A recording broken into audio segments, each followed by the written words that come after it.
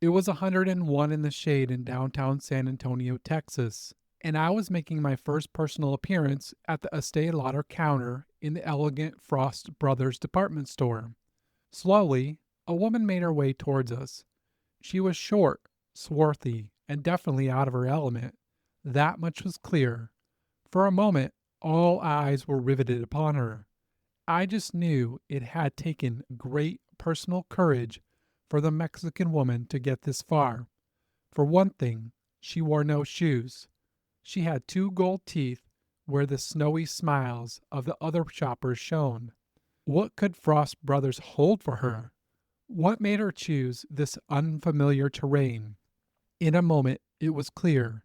She stopped directly in front of the counter and wistfully at the gleaming jars. Large pores, I thought to myself. Then she pointed to one jar and looked up expectantly. I was about to assist her when a salesperson tapped me on the shoulder.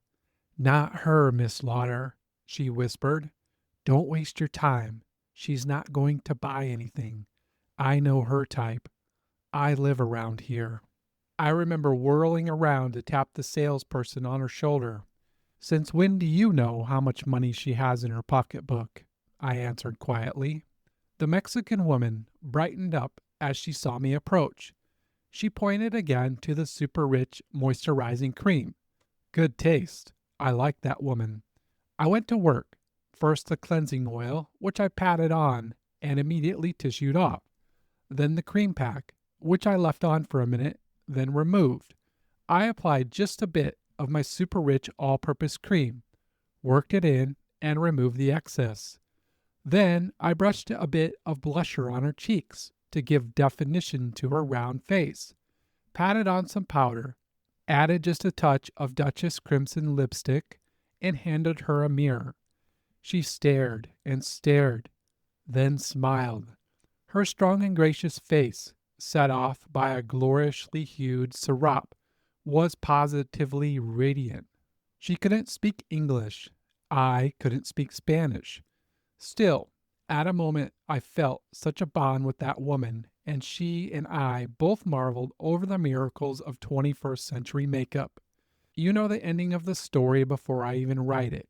She opened her sagging black purse. It was literally overflowing with dollars. Not a sign of a peso anywhere.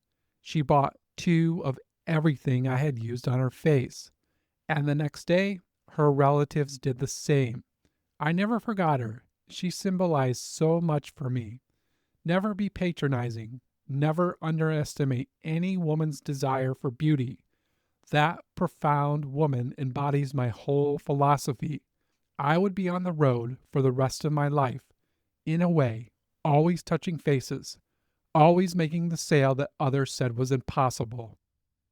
This powerful real life scene comes from the book that I just finished reading, and I would like to talk to you today about. It's called Estée Lauder, a success story, and it's an autobiography written by Estée Lauder herself.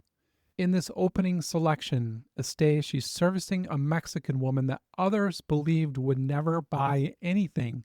They viewed her as time wasted.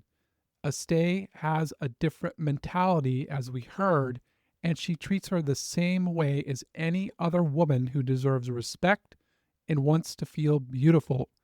She saw potential where others saw nothing, possibly where others saw obstacles. This is Estée at her true core, my friend. She was born with a deep purpose towards beauty and making others feel beautiful. Estée is blessed to have identified her purpose as a young child, and her path in life opens up as she follows this day by day, decade by decade. It takes a lot of incredible hard work and grit.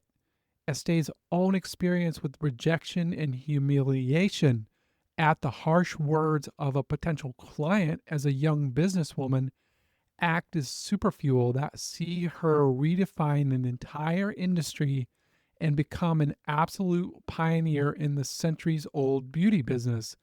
And I'm really excited to share this story with you today. I've enjoyed reading this book a great deal. I really believe this is a must read book if you're in business. It doesn't matter what field of business you're in, this book will absolutely give you valuable insights into whatever it is you're doing in business and will help propel you forward. It's packed with so much practical, wise wisdom in business. Estée Lauder, she wasn't a fancy college business graduate, and she's very clear about that she didn't learn business from books. She learned it firsthand by following her innate purpose in life, and she took bold actions to develop her business over time, learning as she goes. She writes so beautifully about this in the book, telling us the following: the schools and the books make it all seem so cut and dry. If you do this, you get this. Well, that's wrong.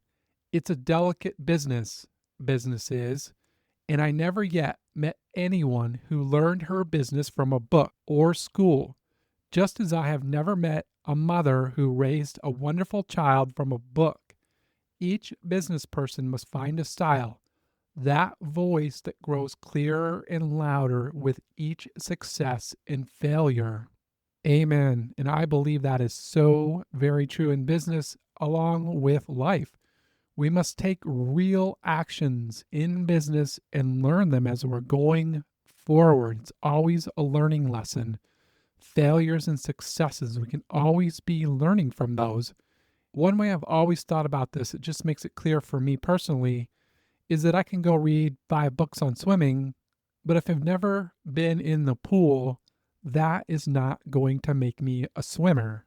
We must jump in the business pool and learn to swim in a style that best represents our purposes in life so that we can ultimately service our customers better at the end of the day.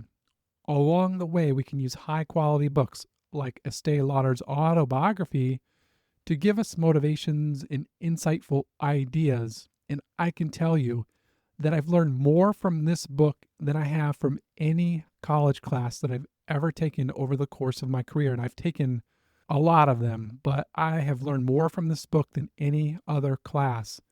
But the key thing here is to take the techniques that we read about and test them out and put them into action.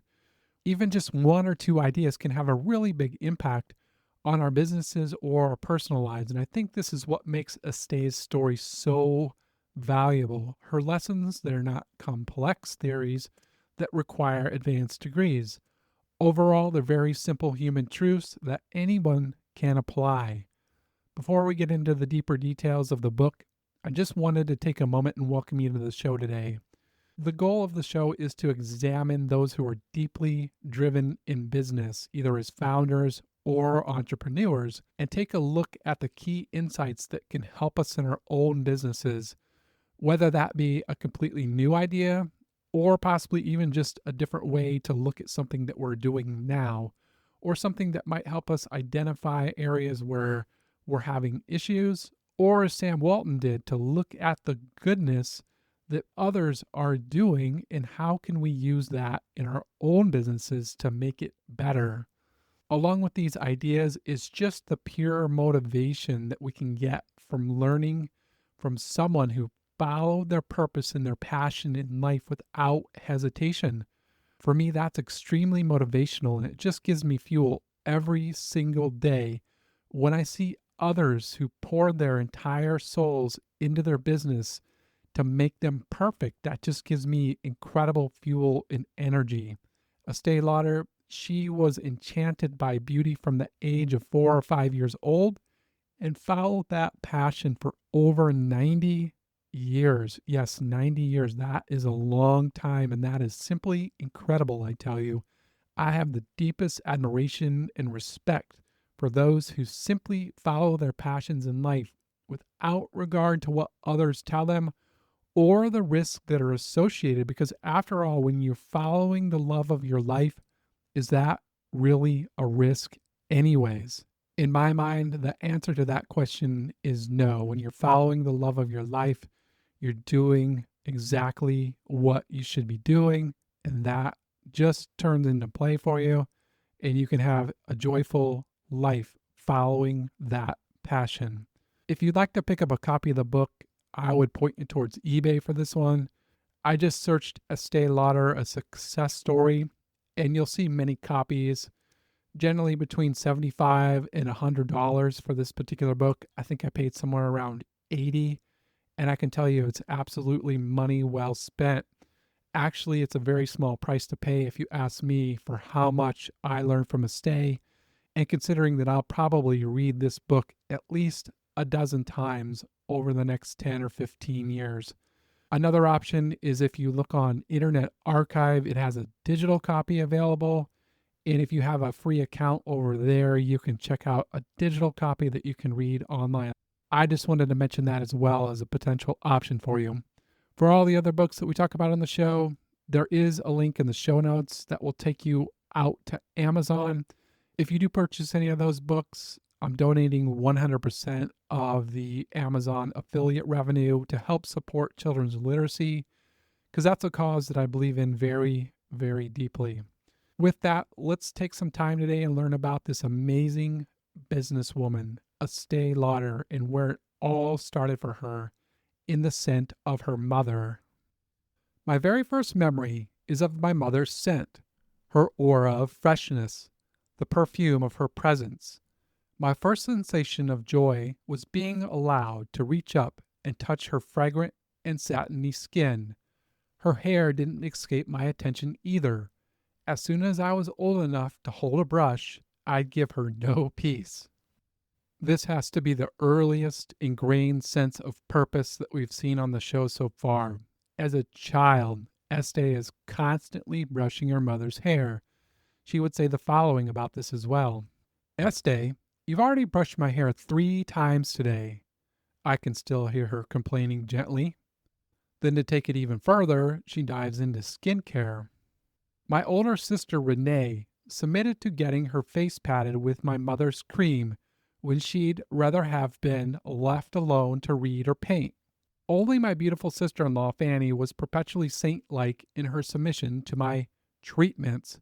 She'd endure my brushing her hair for what must have seemed like eons as I stood on a kitchen chair to reach her head. All of this annoyed my father considerably.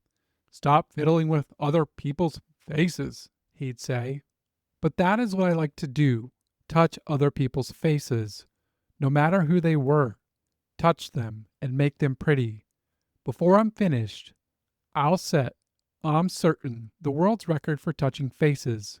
And I'm nowhere near finished, I might add. And just a quick note, if she's writing this book, she's already 77 years old, so even at this age, she's still making people over. Let's keep going here. I could spin magic on the faces of my family. As soon as school was over, I'd run home, feed a lump of sugar to my horse, Bessie, then start on faces and hair. This, I believe, is just beautiful. From the earliest memory of her mother's scent into being entranced by brushing hair, and I can just imagine her sense of excitement as school ended and she raced home to do something that she just loved. But what helps build this sense of purpose in Estée at such a young age? There must have been something at home driving this. It falls into what we talk about all the time on the show, that more is caught than taught. And quite simply, this has to do with Estée's mother. You see, at the time Estée was born, her mother Rose had been remarried with 6 kids to a man who was 10 years younger. Having already had one failed marriage, Rose was really determined to look lovely and forever youthful for her second husband. She was constantly worried that he might go out and find another woman who was more attractive. Thus, Rose constantly brushed her hair. She was always fixing her makeup and working her cream into her hands. She had to work hard every single day to erase those 10 years in age that she had on her husband. And for Estée, she's taking all of this in. She's watching everything. And this is where we see that first simple lesson that takes root: observation. Watching her mother's rituals. This silent education is going to prove more valuable than any sort of formal training that she would ever have. In addition, her mother's going to tell her the following. You're as beautiful as you think you are, she'd tell me. She walked tall when she entered a room and held her head triumphantly.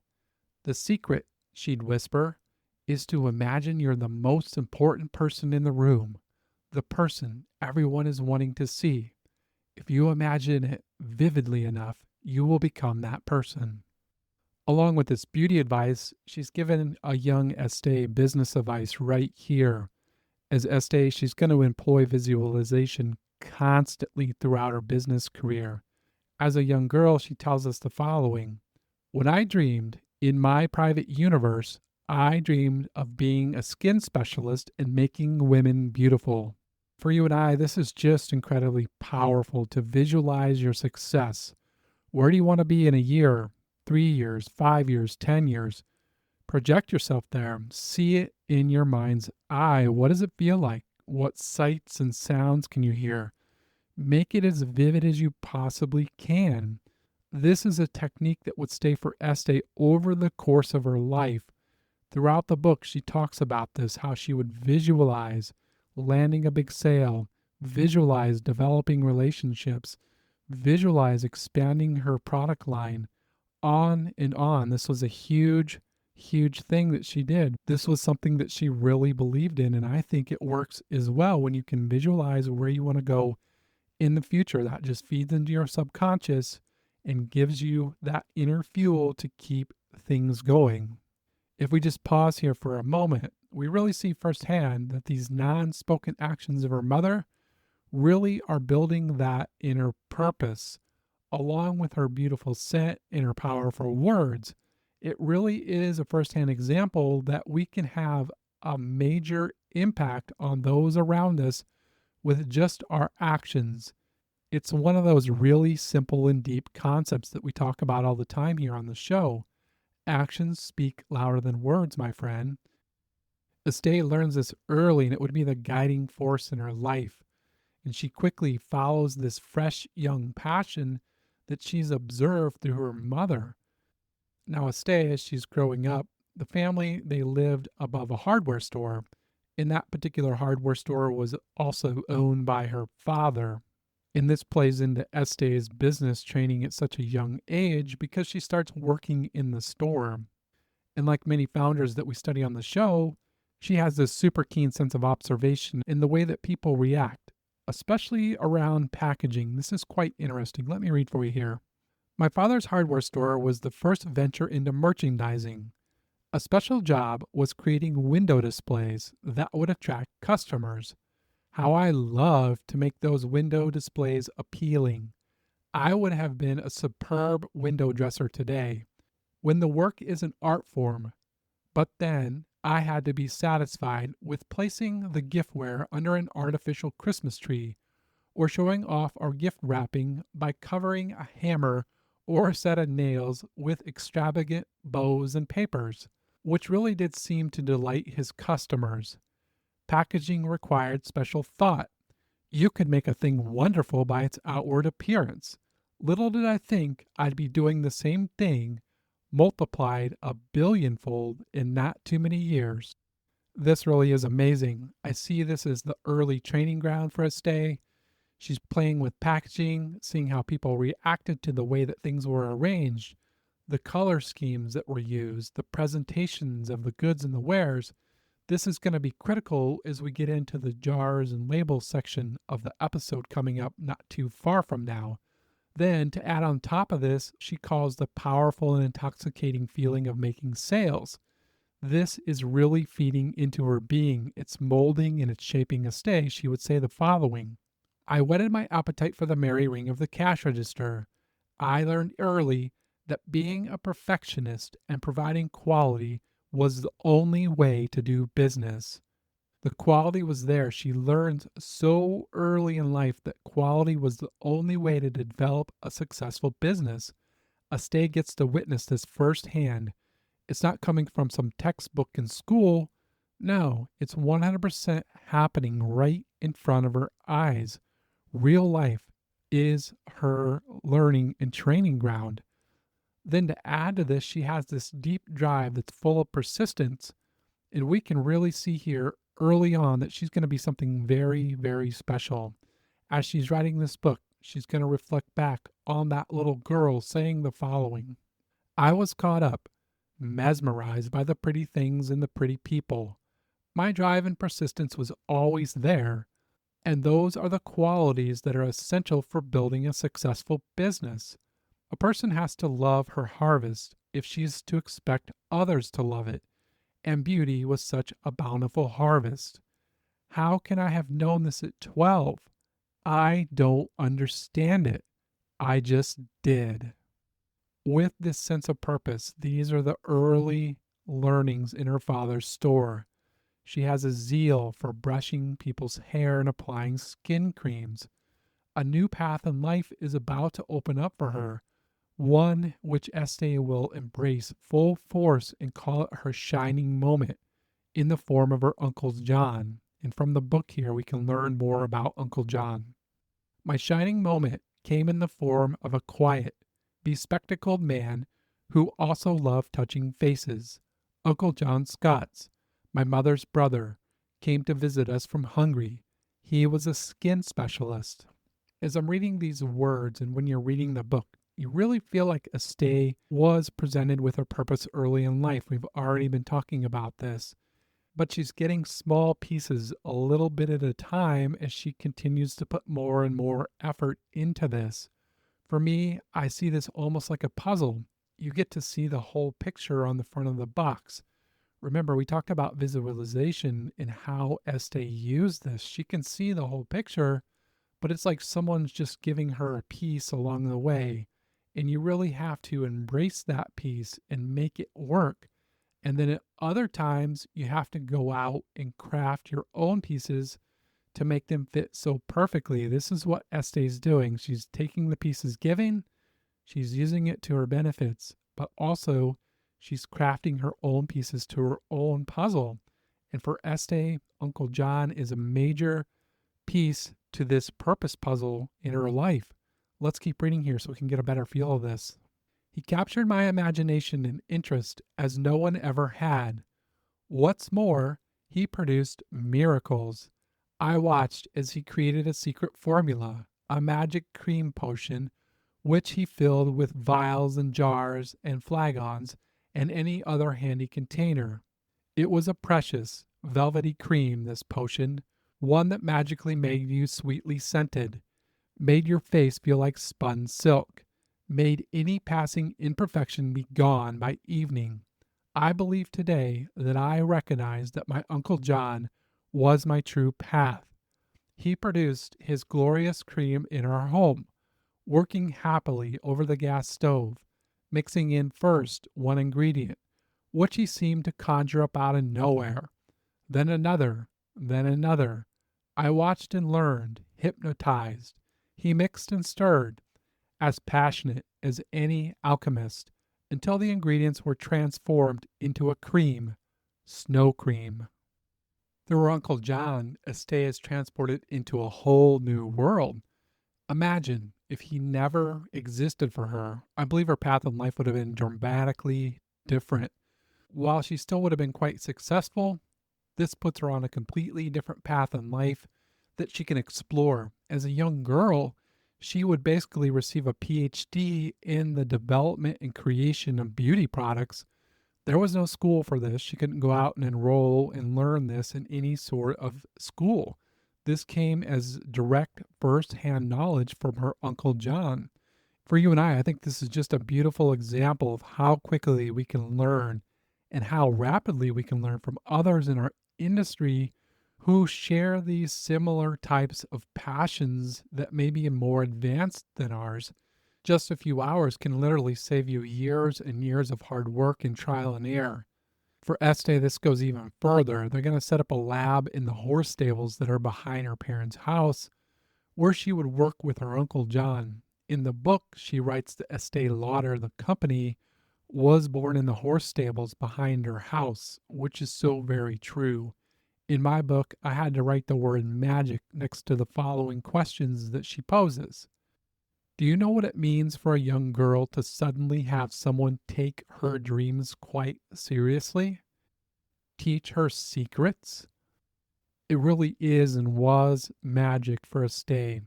And we get a first-hand feel of her thinking and how this transforms her trajectory in life. I could not think of anything else. After school, I'd run home to practice being a scientist. I began to value myself so much more, trust my instincts, trust my uniqueness. With my uncle, I was preoccupied with research into possibilities, mine. They're going to work long hours out there in the stable with Estee learning the basics, experimenting with various natural compounds in a space that was safe in which she could experiment and begin to grow under the watchful eye of a trained master. The knowledge transformation here is going to be super rapid. Estee, she was a sponge, taking it all in. She was doing exactly what she loves so deeply.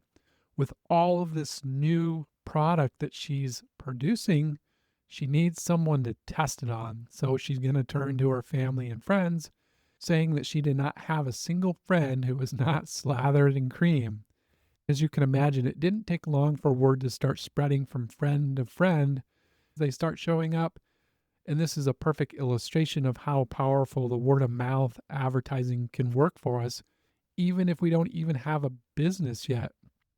What's happening here kind of feels like what we talked about with Harry Schneider in In-N-Out Burger. He focused on the highest quality product that he could possibly produce in his burgers and his fries. And of course, word of mouth kept a really steady flow of business for Harry. He didn't spend any money on advertising, his customers did all of the work. Just like a young stay here, the power of the word actually is the superpower for her, especially in the early years. And she knew this and she leveraged it to her absolute advantage, as we'll soon see in the Telewoman campaign that's coming up in the show here.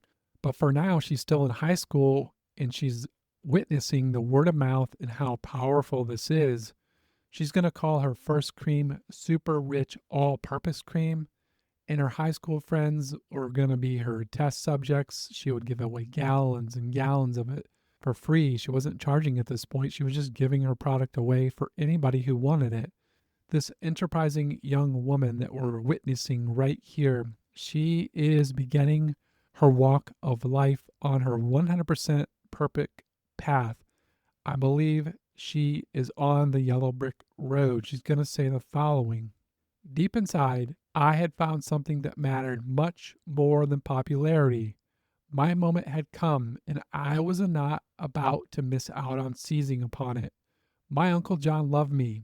I loved him, and my future was being written in a jar of snow cream. As Estee advances through high school, she's going to continue to work on and perfect her craft. Along the way, she's going to meet a young man by the name of Joseph Lauder, and you can probably guess from the last name that they're going to be married after a brief courtship. Once they're married, they're going to begin their life together by moving to Manhattan, which begins the next chapter of Estee's life and also begins the next chapter in the book that we're talking about.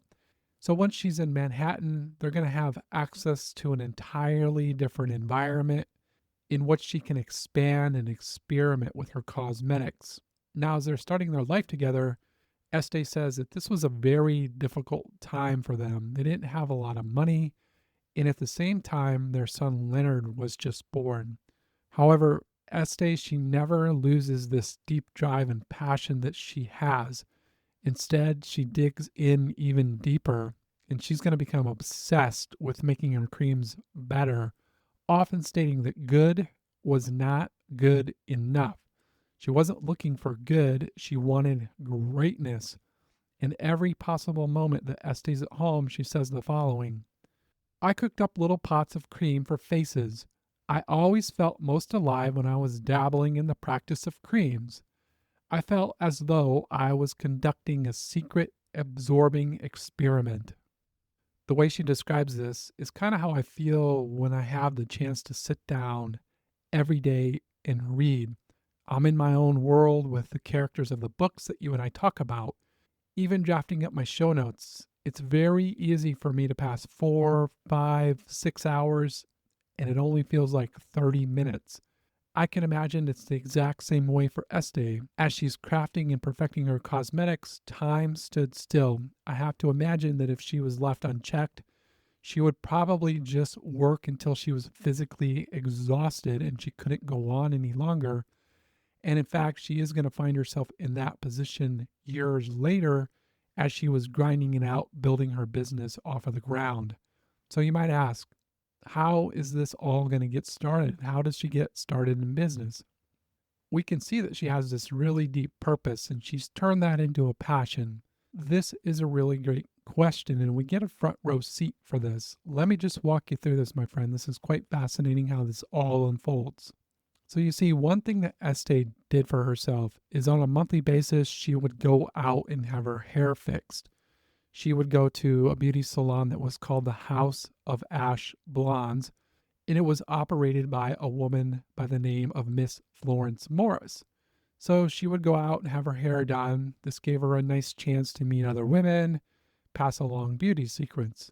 Well, one day Miss Florence Morris is going to ask this very important and critical question. What do you do to keep your skin looking so fresh and lovely? This is pure gold. She's going to spring into action and she tells Miss Morris, you know what? I'll bring some creams by and you can check them out. She knows that she has a really big chance at this point. She's going to say the following about this. My heart was pounding. Although Miss Morris had asked a very innocent question, my mind began to race with a great idea. In less than a month, earlier than my regular appointment time, I was back at the House of Ash Blondes with 4 jars, on which everything rested. You can really feel the excitement and the tension here as you're reading the book. Miss Morris would ask her to leave the cream that she had brought in because she was very busy and she was going to go try them on later. And Este's going to respond in the following way. I knew better. Just let me show you how they work, Miss Morris. Give me 5 minutes and you'll see right away how to use them. That is absolutely brilliant. This is a brand new product. And if we think about it, it's 4 jars. If Miss Morris would have had them right in front of her with no explanation, she could have put them on in the wrong order, or maybe not even applied them properly. And this may result in a negative outcome, reflecting poorly on those valuable products that Estee had developed. She stands her ground right here and she asks for 5 minutes. This is going to become a staple for Estee over the course of her career, insisting on just a few minutes of time because she has 100% confidence in her products and she insists that they be applied properly. Just 5 minutes to demonstrate value. 2 lines from the book that I really like. She says, showing counts more than telling. Then the second line, if I could just apply my products to a woman's face, she would see the difference and she would have to have them. If we keep going here, we're at a really critical moment. We can see how things go for her. First, I applied some extra fine cleansing oil to Miss Morris's face, then gently removed it. Then, before she could change her mind, I patted on my cream pack. Her face began to glow almost instantly. The original magic potion, my uncle's super rich all-purpose cream, followed. After tissuing that off, I applied a light skin lotion. Those were the staples of my repertoire. I brushed her face with the lightest and softest of face powders, which Uncle John and I had developed. Then on her cheeks and lips, I used a bit of new gloss that I had been testing. I showed Miss Morris a mirror. She was a raving beauty. Silence. She was thinking. Do you think you'd be interested in running the beauty concession at my new salon at 39 East 16th Street? She asked. What an amazing impact. 5 minutes that changed her life. Well, 5 minutes with Florence Morris's face, but behind that was thousands upon thousands of hours of developing, perfecting, trialing, and giving away her products. Put yourself in her shoes for a second.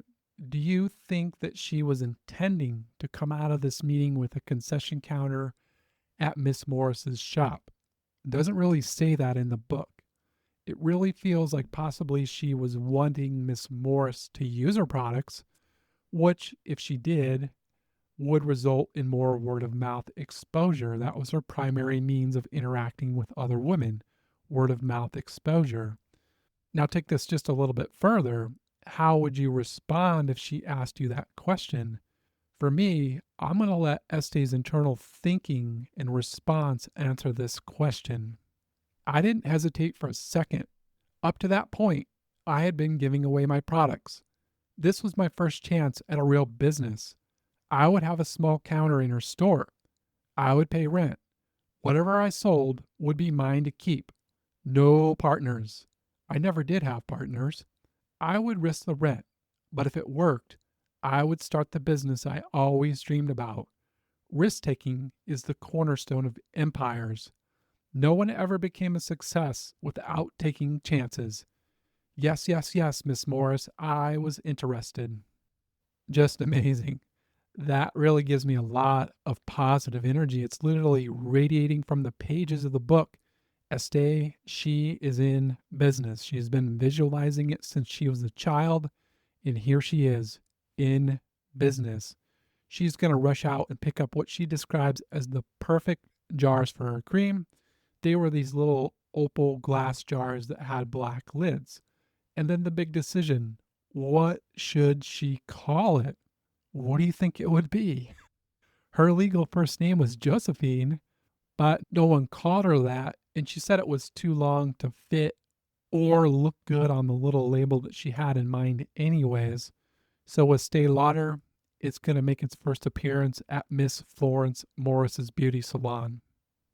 Now she begins her business career. She develops the perfect interaction with women who were sitting under the hair dryers in the salon. She knew that these women didn't have anything to do. They're kind of trapped there. So why not go up and ask them a simple question? Hey, can I apply some of my special cream to your face? Free of charge, of course. Promising them that it would make their skin feel pampered, soft, and silky. Now, one day, this is important, and this ties back in to the opening that we read. One day, one of these women, they're going to come in and they're going to be trapped under the hair dryer. And a very powerful memory marker is going to take place for Estee at the vile words of a harsh customer. And it's probably best if I just read for you here so that you can hear it directly from Estee. I remember the woman at Florence Morris Beauty Salon, where I had my first cosmetics concession. She was thoughtless and cruel, and will always remain that way in my mind. Maybe she was a catalyst for good in the end. Maybe I wouldn't have become Estee Lauder if it hadn't been for her. At the moment, she was cast in my memory to last there forever. I despised her. Simply thinking about that incident brings back a twinge of pain. She was having her hair combed, and she was lovely. I was very young and vulnerable. I loved beauty. I felt I wanted to make contact with her in some small way. What a beautiful blouse you're wearing, I complimented her. It's just so elegant. Do you mind if I ask where you bought it? She smiled.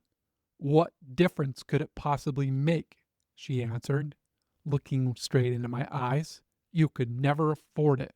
I walked away, heart pounding, face burning. Never, never, never will anyone say that to me again, I promised myself. Someday I'll have whatever I want. Jewels, exquisite art, gracious homes, everything. Just super hurtful. How could that woman ever know what Essay had or didn't have? A few points that I jotted down here about this. First, the pain that Estee feels gives her a deep motivation in business to grow her products and her brand. As we heard, this was an internal fuel for her.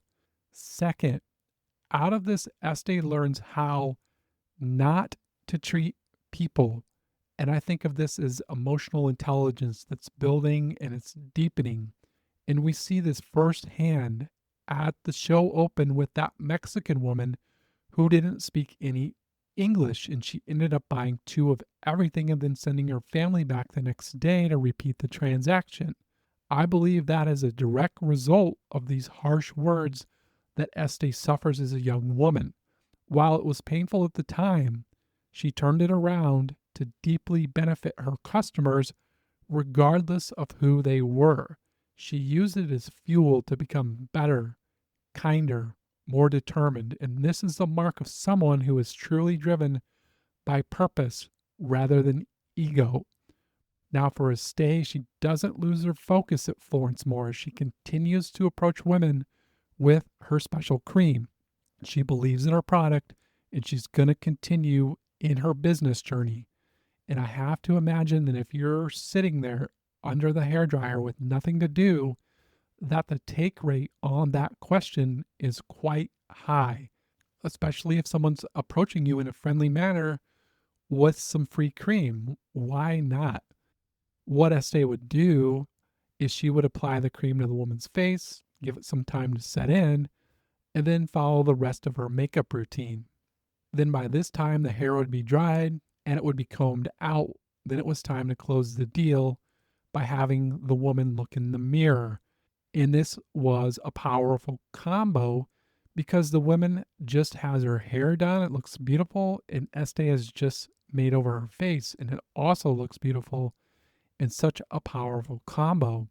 Estee says that she would often be asked the following questions: what did you do? What did you use? How did you do it? I can hear the questions myself. Estee is going to supply the women with a list of products that were used and how they should be applied. She says in most cases, the women would leave the shop with her cream and her makeup. And for those who didn't buy anything, well, free samples. This is what Estee would call the sales technique of the century. If your pure goal is just to make sales and nothing else, you would feel disappointed when a woman left the beauty salon and didn't buy any of your creams. But for Estee, she's in a business that she loves, providing high quality products and service for her customers. She knew that you have to put service first and that profits would follow. So for those who didn't buy, she would always send them home with a free sample. And in Estee's words, we get a peek into her thinking here. Now, I had a big secret. I would give the woman a sample of whatever she did not buy as a gift. It might be a few teaspoons full of powder in a wax envelope. Perhaps I'd shave off a bit of the lipstick and tell her to apply it with her fingers. I would give her a bit of glow. The point was this: a woman would never leave empty handed. I did not have an advertising department. I did not have a copywriter, but I had a woman's intuition. I just knew, even though I had not yet named this technique, that a gift with a purchase was very appealing. In those days, I would even give a gift without a purchase. The idea was to convince a woman to try the product. Having tried it at her leisure in her own home and seeing how fresh and lovely it made her look, she would be faithful forever. Of that, I had not one single doubt. This is a sales technique that she's going to pioneer and use over the duration of her career. In fact, almost all other cosmetics companies would copy her free sales technique, and most still use it today. As her business grows, we're going to see this technique amplified in a major way here real soon. So at this time, Estee, she's doing really well working her one beauty salon where she had this small counter, but she knows that she really wants to expand. But the issue here is how to be everywhere. That is a very good question. And she recognized that she really needed to hire some high caliber saleswomen. So what she would do is she would go out and she would place a newspaper ad and she would get about 20 young women to apply. Estee is going to bring them in. She's going to show them how to put on the makeup, how to approach women in a store and try to convince them to try the product because she knows that if you try the product, that's generally going to lead to a sale. And what she's going to do here is she's going to watch them all in action. I see this as a role play or a trial. Estee's watching them all, seeing how they react. And she's going to say the following: I watched. Some were self conscious, others too aggressive. Only a Miss Sari Roberts was wonderful. She had the verve. She had the conviction. She did not say, "May I help you?" knowing full well that the customer would not be in the store if she didn't require assistance. She said, "I have something that would look perfect on you, madam. May I show you how to apply it?" Just a few key thoughts right here. First, Estee, she knew exactly what she's looking for. someone who could approach a customer in a friendly manner with confidence and convince her to try the products, which normally results in a sale. She had the perfect saleswoman in mind right from the start. For you and I, as we're hiring in our business, this is a perfect example that we should have a clearly defined understanding of the position that we're hiring for and the personality type that is required for that job. Then, second, is she only hired one of 20. And that tells me that she put a lot of time into hiring the perfect saleswoman. She took her business very seriously and she spent time to hire only the best. She viewed her products as the best. And this is just an excellent example and a lesson for both of us to spend time hiring the best that you possibly can, even if it takes time to accomplish. Estee, she's going to go on to hire several more saleswomen who would work in these little beauty salons. Now, as they're all out there in place making sales, what she's going to do is she's going to go around daily to make certain that they're selling exactly like Estee wanted them to sell and that they're treating the customers properly. And this really results in her clientele starting to grow even more rapidly all across the city. For Estee, she says that selling in these beauty salons was absolutely perfect because women, they're already in the self improvement mood. So why wouldn't you just buy some of her creams and makeups anyways? You're already there, you're in the mood, you've been shown how to use them. That is an easy sale for her. It's absolutely brilliant, if you ask me. And I ask, where might you benefit from selling your products or services in an atmosphere where somebody's already in the buying mindset?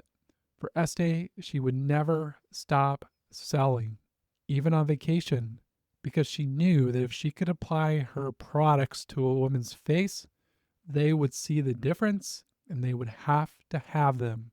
She would approach women who were sitting by the poolside and ask them for a makeover session. This becomes extremely popular. What Estee learns is that women really wanted to learn. They wanted to learn about beauty and fashion. What's going to happen as a result of that? Friends are going to tell even more friends. She learned this in high school. Friends tell friends. She knows it in business. Friends tell friends. Estee, she finds herself constantly overseeing all of her saleswomen. She's going from house to sell at parties. She's constantly working while she's on vacation. And she says that she was almost never at home. She was always busy doing something. She says the following: success and exhilaration don't always bring wisdom. I am a visceral person by nature. I act on instinct, quickly, without pondering possible disasters and without indulging in deep introspection. This quality can work well in the business world where instinct counts and where one must be able to risk and take immediate action. But the same quality can be an irritant in personal relationships. I really love the way she writes. It's very open and candid. It feels like she's really sharing everything with us as the readers, just describing how she acts on these visceral feelings in business and this really deep drive that she has inside that keep things going day in and day out. But at the same time, as she said at the very last sentence, it's devastating on personal relationships. And this is going to cost her a broken relationship with her husband, Joe, and they're going to divorce in 1939. Her husband, Joe, he was this introspective type. He was a very deep thinker and he preferred dining at home versus Estee, who would rather go out and be engaged in social parties and events. They both had different internal motivators. So as they would part ways, they still remained friends and they would both take care of their son, Leonard. For Estee, she really tried to move on. It says in the book that she would date a few different men, but nothing quite worked out. And what keeps happening here is that she keeps thinking about Joe frequently. Over time, she starts missing him more and more, and she grows really lonely. And she says it keeps getting worse and worse. She really craves to be a family again with Joe. So, what would happen is one weekend, their son Leonard would come down with a really high fever. Joe would end up over at Estee's place and he would stay the night. He would stay the next night and he would stay the night after that. Eventually, he or they would just fall in love again and they would become a family again. Estee, she was really brave and she goes to Joe and she says, "You know what? I made a really great mistake. Please forgive me." And for this, Joe, he's certainly going to forgive her. And the couple, they would be remarried again at City Hall in 1943. She was able to get the love of her life back. And this time around, they're going to make some drastic changes. Joe's going to give up his business and he's going to come into Estee's business. They're going to be equal partners. This really made a lot of sense. Joe, he's going to deal with the economics and the practical aspects of the business. And then Estee, she's going to focus on the selling. And this is a very, very wise choice that the couple made. She goes on to say that for the rest of their lives, they would never be separated by more than a couple of days. They were constantly at each other's side in business and also in life. For me, I just really enjoyed the openness that Estee displays right there. She made a mistake. She realized the mistake, and fortunately, she was able to regain the love of her life. Then the couple made the wise choice to move forward together in business. The sky is really the limit for these two. Estee had developed a good reputation all around New York City. So much so that many of the local department stores, they're starting to get constant phone calls asking if they carried Estée Lauder cosmetics, to which many would simply answer, "No, we don't." They're starting to take notice of this, the demand that's building up for her products. This element is going to become very important to the story coming up here real soon. This is what Estee describes as a secret weapon on page 38 of the book. Basically, at the time, the primary means of instant communication woman to woman was the telephone and the telegraph. However, she had a third. She calls it tell a woman. She says the following about this: "Women were telling women. They were selling my cream before they even got to my salon. Tell a Woman was a word of mouth campaign that launched Estee Lauder Cosmetics. This, my friend, is the most powerful form of advertising in all of business. Estee, as a high schooler, experienced the power of the word of mouth, and we've already mentioned how well it worked for In-N-Out Burger. Another legendary business that has a cult-like following is that of Trader Joe's. They also grew from word of mouth. They were known for their quirky products, the great value that they offer for their customers, and then the warm and distinct personality of the personnel that worked in the stores that greeted the customers and took care of them. It turned shoppers into evangelists. It's the same for Estee right here. Then, from my point of view, this Tell a Woman campaign turns into what I call Tell a Store.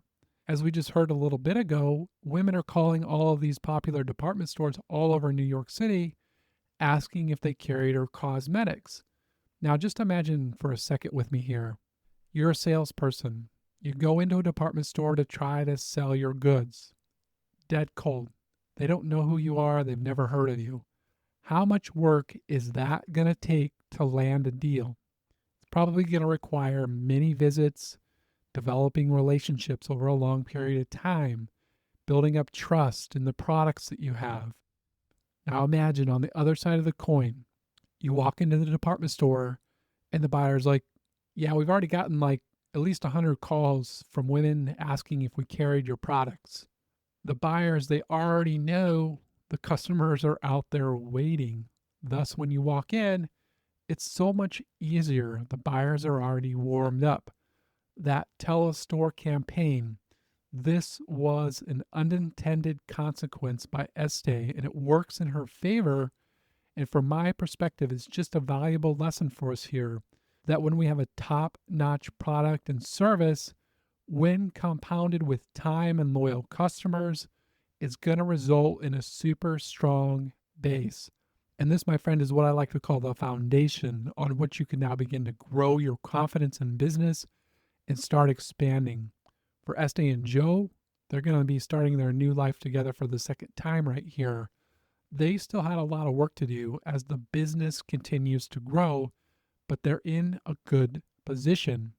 Thankfully, before they started to scale and move up market into those department stores, she's going to run into an issue with her labels and her jars. This leads us to a section of the book that really gives us another glimpse into her deeply driven nature.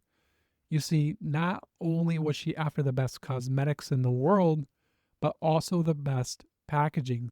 Think back to those early years when she was arranging all of those window displays in her father's store. This was an early training ground in packaging. She felt the customers deserved the best all around product that she could possibly offer. So the story goes right here. One of her loyal customers really loved her all purpose cream, and she was planning to go on a trip for several months. So she has a question for Estee. She asks, "Is the product good for that long?" And Estee is going to respond, "Well, yeah, of course it's good for that long. I just recommend you keep it in the refrigerator because, after all, it's made from natural ingredients." Well, that's easy enough. However, once the product's in the refrigerator, what would happen is that those labels would peel off due to the dampness inside of the refrigerator. Thus, her kitchen staff would mistake the jars for mayonnaise, and they're going to use the all purpose cream for mixing into the salad dressing for a dinner party that Estee's customer had for her guests. Shortly after the party, her customer is going to be horrified to discover that the empty jars were on the kitchen counter, and she's going to learn the truth about what happened to the salad dressing from her kitchen staff. Thus, she's going to call Estee in a panic, concerned about all of her guests. Estee's going to tell her everything's all natural. Don't worry, it's probably healthier than the mayonnaise, anyways.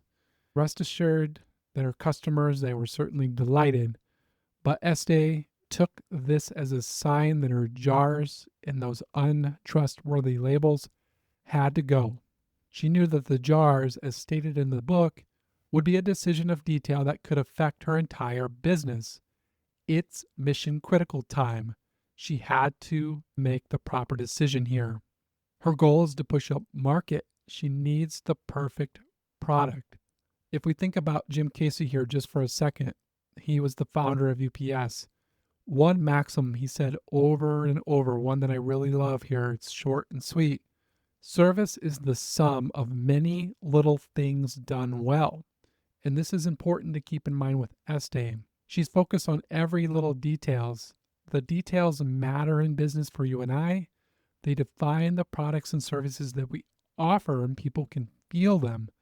For Estee, her quest with the jars and the labels would begin. The first question that she had was, where would the jars sit in the woman's home? Well, that's easy enough. They would sit in the bathroom. Then the next question, what would happen in the bathroom that would impact the labels? Well, just like the damp fridge, the steam from the shower could impact the labels.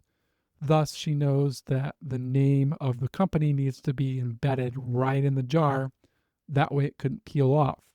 Then next, and this was the hardest part of the job, she knew that the jars had to be part of the overall landscape of the bathroom. They were like a piece of furniture, if you will, sitting on the counter. They couldn't clash with the decor of the bathroom. So what she would do here is she would go out and obtain a large amount of sample jars. She would narrow that down to several that she liked, and then she would set off on a research. And where might the research take place? Well, it would take place in her potential customers' bathrooms, and I think this is just epic. Let's jump into the book. I really love this part so much, how she accomplishes this. Having obtained sample jars, my research consisted of matching the few colors to which I had narrowed my choices to wallpapers in every guest bathroom I could manage to visit. I would fill my evening purse with a few small sample jars.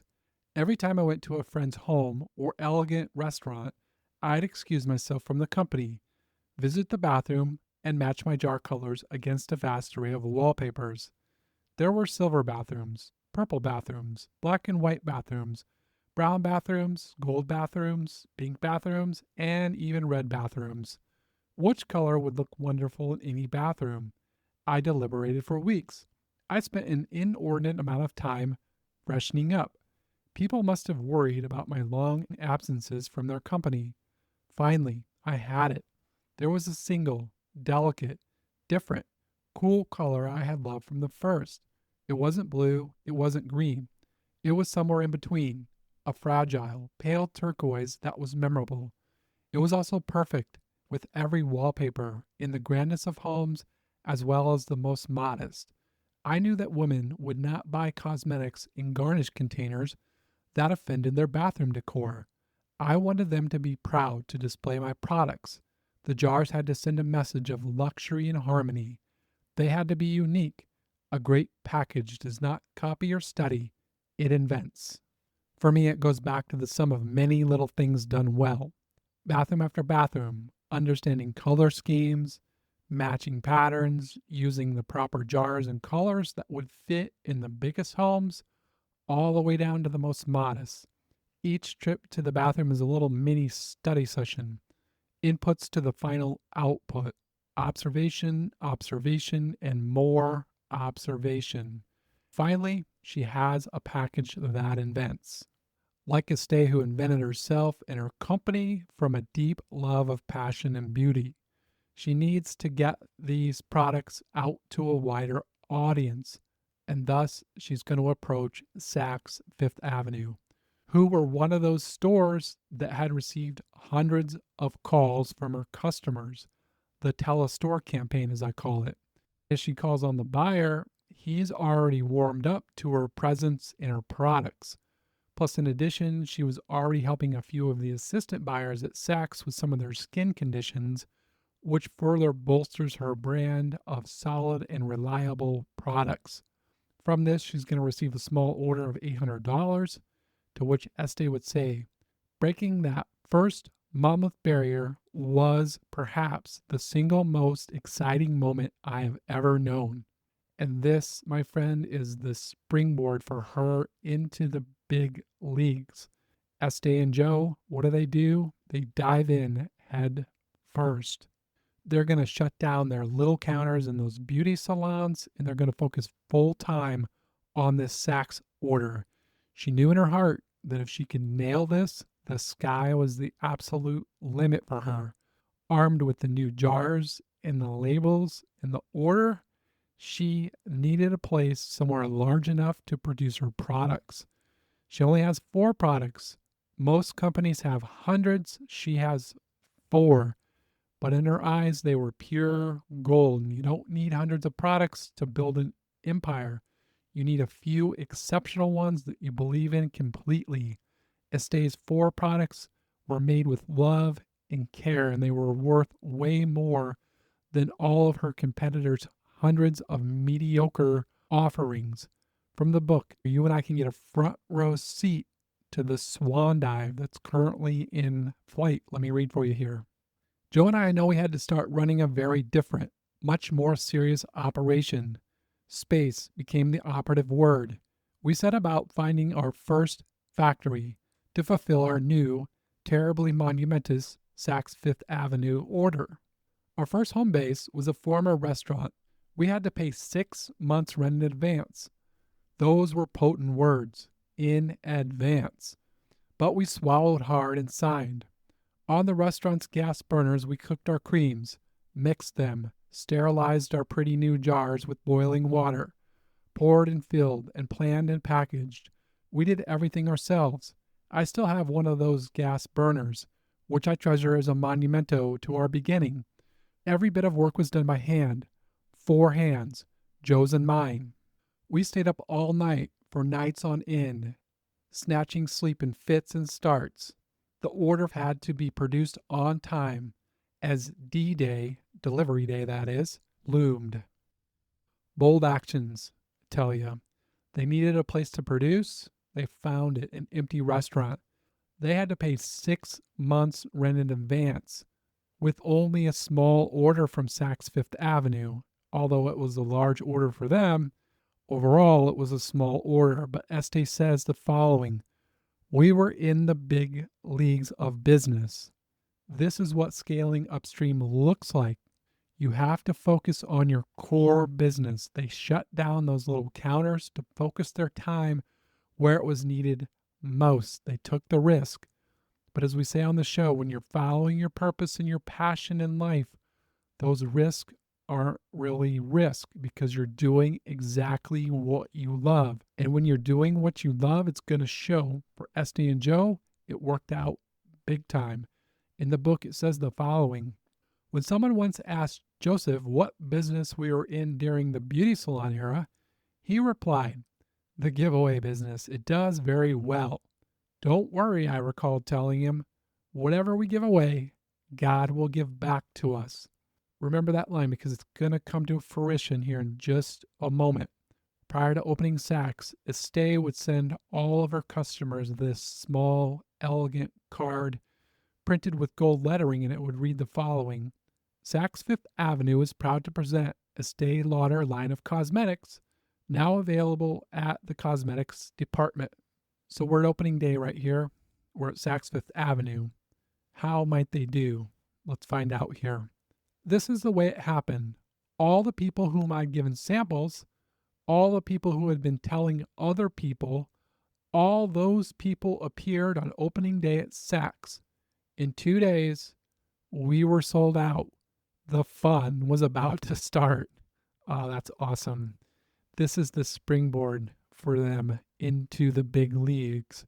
And we get to witness a perfect swan dive that has just been landed. Years of developing creams with her uncle out in the stable behind her house, giving away her products in high school, cooking thousands of batches at home while she's raising her son, giving those away, learning, growing, cooking more, testing, telling. The cycle goes on, landing them in beauty salons. She was perfecting her sales techniques, overcoming harsh words from customers, and training saleswomen how she wanted her products sold. This generated a lot of buzz about her pure and natural cosmetics that warmed the buyer pool and then landed her first major league account, executed with perfection and sold out in 2 days. And Estee said the fun was about to start, and if we keep reading here, we can learn more about the fun, my friend. With that came endless work, the endless traveling, the endless streams, rivers, tides, torrents, ocean of words I would utter in praise of the products. I knew we were the cream of the crop. I was a woman with a mission. I had to show as many women as I could reach not only how to be beautiful, but how to stay beautiful. On the way, I hoped in my secret heart to find fame and fortune. It was 1946. As we move forward here, there would be many lessons learned for Estee as she grows her global cosmetics empire. For all the details, I highly recommend picking up a copy of the book if you can. For you and I, we get a front row seat to watch her incredible growth. What I'm going to do here is extract some of those most valuable lessons to share with you to help round out the episode today. With the success of her Saks Fifth Avenue opening, Estee is going to turn her focus towards opening up more stores all across the country. And her next breakthrough is going to come with Neiman Marcus in Dallas, which took a long time for Estee to really develop this relationship. She wasn't as warmed up to the buyers in Dallas like she was in New York, so it did take her a little bit of time. And she says that her persistence with the buyer was getting kind of close to nagging, but finally he would agree to carry her cosmetics, but with a condition that he was only going to give her a small counter space that would be available just after New Year's Day. He's going to say the following to her: "No one will come out. It's just too hot. Besides, every woman will have spent her money on Christmas. Don't get your hopes up." But for Estee, her hopes are always up. On New Year's Day, she's going to go on a local women's radio show. And in a small segment, she's going to tell women that she was just in from Europe with the latest beauty techniques and that she had a small gift for every woman who comes in. Then the money line. Start the new year with a new face. It was magic. The sales counter at Neiman Marcus overflows with customers and they sell out. This is a campaign that the department store would run every year thereafter. Simply brilliant. Start the new year with a new face. Now, as Estee is going around opening up all these new stores, she has this belief that she needs to be there in person on the first day, and she tells us the following about this. I would open each store myself. I might have to travel by bus, train, or donkey, but I'd be there for a week to train the salespeople, to set out the merchandise attractively, and to create the aura. What she's doing here, it reminds me of her early days when she was selling in those local beauty salons in New York. Those were her early training grounds.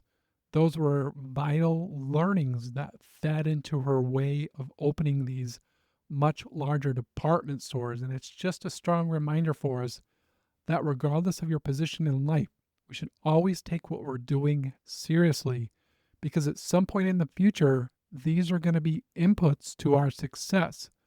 One thing that Estee knew and refined in those little beauty salons was that she needed saleswomen with a heart of gold. Same with these larger department stores. She says the following about her saleswoman. The saleswoman was my most important asset. I knew it then and I know it now. She had to be a walking advertisement. She can't oversell. No woman ever appreciates being sold more than she needs. Actually, the saleswoman's job is to not sell, but let women buy.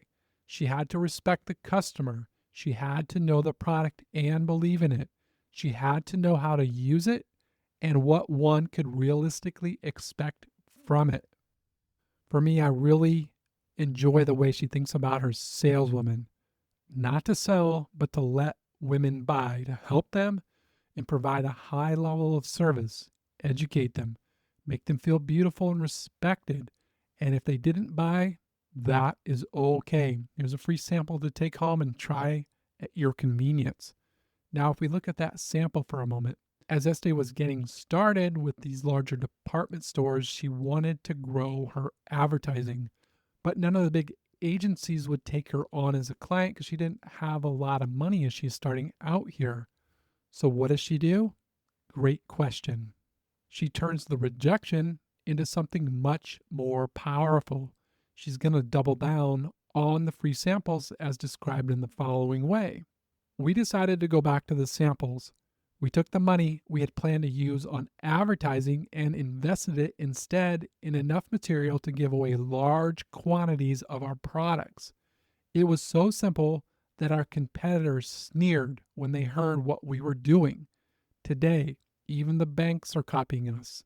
Then, the real key insight here to Estee's thinking and way of doing business.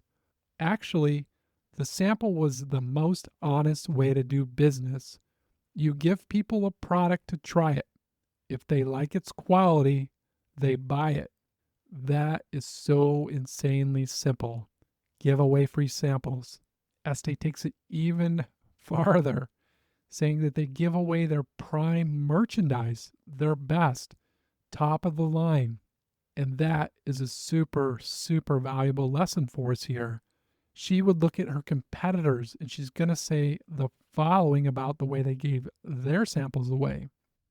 They gave away their mistakes, the colors that did not sell last season, the ineffective creams that died on the counter, last year's failures. They tried to unload their lemons on customers. Many still do. Bad business, I would say. Now, if we stop and think about that, how could you expect a customer to return for more if you give them your worst, even for free? Again, just pure, plain, simple wisdom. As an example, let's say you're a pizza shop owner. You've got a pizza in the oven and it accidentally gets overburned. There's smoke pouring out of the oven. Your kitchen's filled with smoke. You're worried that the smoke alarm's about to go off. Would you cut that pizza up in little slices and give it away to your customers? Of course not. If you believe in your product or your service, give away exactly what you're selling. The top of the line cosmetics like Estee was doing. not the cast off burned pizza that no one wants. As Estee moves forward here, she realizes, much like she did on opening those little beauty salons, that opening one store at a time was going to be way too slow and she needed another angle. The first year in business, they would do $50,000 in sales, but she says that her expenses ate up most of those revenues. She's not discouraged. She keeps pushing forward very hard here. Then, what she calls the miracle of miracles would open up for Estee. Just like her Uncle John so many years before, she finds another piece to the puzzle here. She's going to learn about buying offices or central purchasing bureaus who could really help her develop her line of business into a larger number of department stores simultaneously. And we're gifted with another wise line of thinking from Estee. Let me just read for you. Have you ever noticed that when you're concentrating with passion on a project, you start hearing or reading about things germane to that project? Perhaps it's because your antennae are up, but I always considered it fascinating to note how the world around me responds to my particular current interests. I think this is proof positive that when you follow your absolute passion in life, the world around you will respond. Your energies can be felt across a wide range of senses. When you least expect it, things are going to open up for you and become clear. This is that drive and persistence that we must develop and never give up. This is why I believe Estee Lauder's story is so motivational and valuable for you and I in business. Estee, she's truly a motivational force. She's really a living example of what happens when you follow your passion with your whole heart. For Estee, at this point in the story, she's going to find an organization by the name of American Merchandising Corporation. And her persistence is 100% going to be put to the test right here. And it's probably just best if I read for you what happens here. And as I do, just imagine that you're in her shoes. What emotions would you feel? How would you react? Is there any immediate feedback around this? What do you observe? What lessons might you take away? Let me just read for you here. I was the only woman in the waiting room. I'd like to see Marie Weston, the cosmetics buyer, please. I ventured to the receptionist. She's very, very busy, was the answer. Why don't you come back another time? I don't mind waiting, I said. Really, I don't. I'll just sit here quietly until she has a free moment. I waited and waited. Male salesmen from other companies were asked to come in. I waited. What's in your cream? I asked the salesman who was also waiting. What do you mean, what's in it? He asked back. How should I know what's in it? They tell me what it is, how many ads we're going to run, and they tell me it works. That's all I have to know. I didn't answer. Inside, my mind was whirling. My salespeople will always know what's in my products that they are selling, if I ever get that far. How could he sell something so blindly? I knew what was in my cream, all right. I knew what was in every last drop of it. I could immediately tell a woman what was in it and how to use it. He was a fraud. Still, he was called in. I waited. He came out. We're all going to lunch, said the brusque receptionist. And then Miss Watson's schedule is very impossible. Really, I think you'd better come back another day. Monday would be perfect. Well, thank you, I said, but I will try waiting a little longer. As long as I'm here, I don't mind. 2 o'clock, 3 o'clock, 4 o'clock. I waited the whole day. Feeling invisible, I was close to tears. At 5:15, Miss Weston herself came out, looked at me in disbelief, and asked, Are you still here? Well, do come in and let's have a look at what you have. Such patience must be rewarded. It wasn't just a look at what I had that was called for at this moment. It was the experience of what I had. In 2 minutes, I had opened my box of cosmetics, made up her face, and showed her how to use the back of her hand to feel the rich softness of her lauderized skin. She liked it. Of course she did. I was lucky to find a woman buyer, so the demonstration was possible. If it were a man, I'd have demonstrated the creams anyways, but on the back of his hand. After he had noticed the difference between his two hands, I would have given him some cosmetics for his wife, hoping she'd sell my products to her husband. Miss Weston was impressed. That was good news. The bad news was that there was still no room in any store for me. Try us again, said Miss Weston. I'll try you again, I promised with a smile. The smile disintegrated the moment I reached the sanctuary of my home.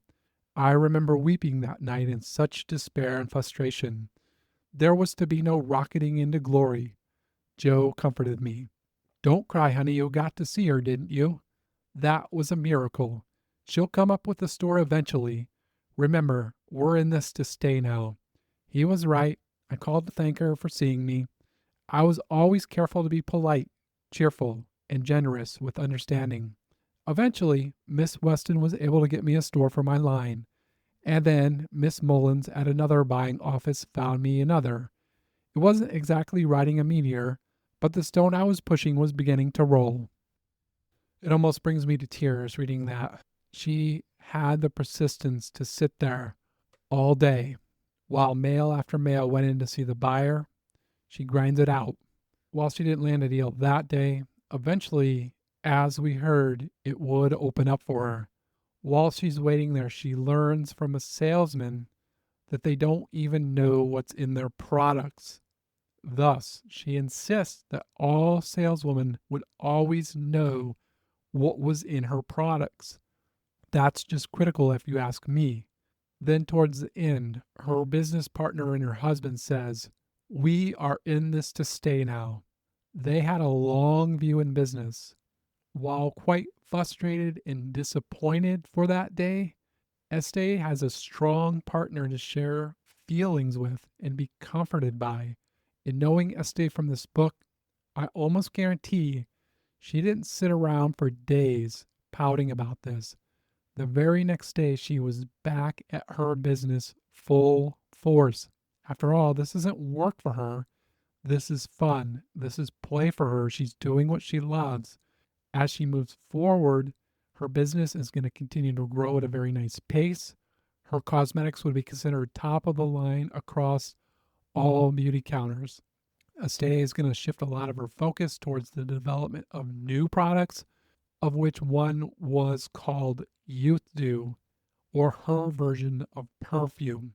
Estee had discovered a problem in that women wouldn't go out and buy perfume for themselves. Women at the time, they were passive about smelling wonderful, so they would basically wait around for a loved one to go buy them perfume as a gift, which may or may never happen. And if it did, it could just be something that they didn't even like anyways.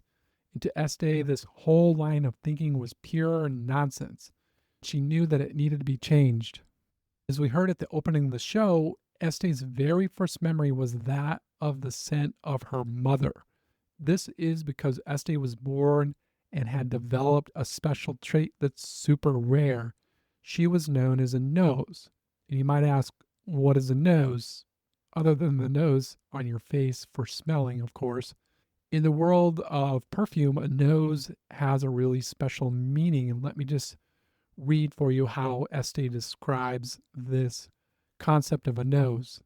In the world of perfume, a nose is a rare person, one who possesses a special olfactory sense and who can identify exactly what components make up a fragrance. A little of this, a lot of that, a minuscule dash of that. A nose can differentiate between a great and an irresistible scent and a mediocre one. The greatest perfumists in the world have all been noses. With this special skill, she's going to set off in developing what she would call a perfect perfume. And if we head back to the book, we can learn about this. For months, I worked on it. I experimented and experimented until I found a scent that pleased me enormously. It was sweet. It was warm. It was diffusive. That is, it would easily intermingle with flesh and with water. But how could I get the American woman to buy her own perfume? I would not call it perfume. I would call it youth dew. a bath oil that doubled as a skin perfume. A woman could buy herself a bottle of bath oil the same way she would buy lipstick without feeling guilty and not having to wait for a special occasion. This creation of Youth Do is going to take the perfume world by storm. The first year they would do $50,000 in sales, and by 1984, as this book is being written, they would do more than $150 million in sales from this one product alone. Quite amazing. For Estée, she is simply playing. She's doing what she loves. A beautiful lesson for us all to learn. Estée, she's going to go on to launch a full line of more than 100 cosmetics, including products for men. She would also develop a line called Clinique that was a hyperallergenic product for women and men that had sensitive skin. Needless to say, that would also be quite successful. This is where I'll leave the story for our episode today, my friend. I really hope that you can pick up a copy of this book. The insights in business and the lessons are endless. And as I was drafting up my outline here, I can't help but thinking that there's a natural part two to the story. But the question is how to approach it. Her insights, they're simple and clear, and they have really deep and profound meanings. Estée's oldest son, Leonard Lauder, is eventually going to come into the business, and he's going to be involved as the president, CEO, and chairman. And he would spend more than 67 years working on that business. But here's what I'm thinking. First would be to reread this book on Estée Lauder. Second is to go listen to all of the podcasts that are out there on this particular book. Then the third thing would be to read Leonard Lauder's book for supporting content and take all of this and construct a second episode. I believe there's just that much depth in the book that it would allow me to develop a deeper level podcast like that would serve a lot of value. Anyway, that's my thinking there. So look for that in the near future. It will take me some time to construct it, but I am excited about working on that project. I hope, my friend, that you've enjoyed this episode today and found some value with some things that you can use to help grow and strengthen your business and ultimately serve your customers better at the end of the day. If you did, maybe you could just drop me a quick rating or a review or a follow, whatever works easiest for you. I would greatly, greatly appreciate it. I really value your time. It means a great deal to me that you would stop by and take a listen. To close down the show today, I wanted to leave you with some final wise words directly from Estée herself. Business is not something to be lightly tried on, flippantly modeled. It's not a distraction, not an affair, not a momentary fling. Business marries you. You sleep with it, eat with it, think about it much of your time. It is, in a very real sense, an act of love. If it isn't an act of love, it's merely work, not business. What makes a successful businesswoman? What's the mystical ingredient? It's persistence. It's that certain little spirit that compels you to stick it out just when you're at your most tired. It's that quality that forces you to persevere. Find your route around the stone wall.